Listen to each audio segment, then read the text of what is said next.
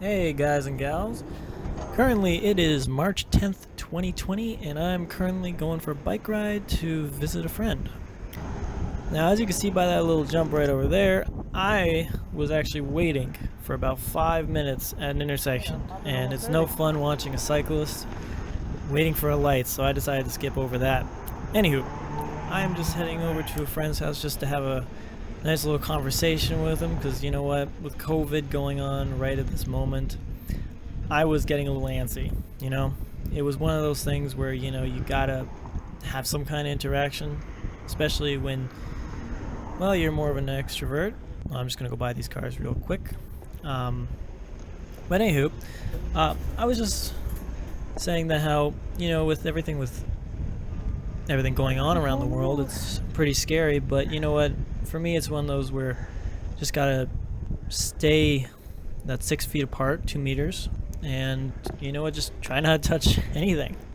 And quite frankly, when you're on a bike, you're really only touching your bike and, well, the floor. But highly doubt you catch it from that. So for me, I think I'll be good for now. Especially in these little areas, because like in North York right now, you have almost 0 cars. Actually, right over here, I'm just going to stop over at Creams, and, well, now I'm back on the road.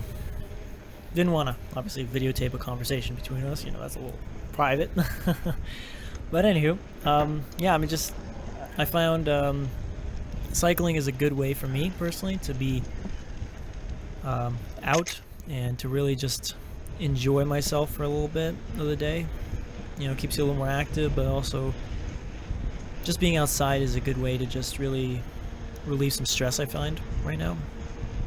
It's a little tough right now because I was still really recovering from that tinnitus I had from early September in my left and right knee, more on my left. But anyhow, recovery is tough, but it's one of those things where you just gotta push yourself a little harder every day and rest, of course, when you need to, and hope for the best.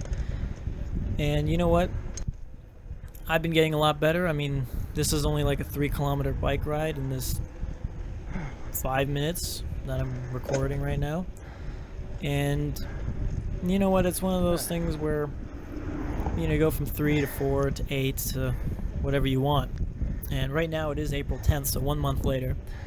And while I record this for you, and you know what? It's one of those where I am really happy with my current results. 1 month is a insane distance. Like, just seeing myself right here. I mean, I went for a walk until Shepherd and Young, and now I'm just going back around into the neighborhood, passing by a few people.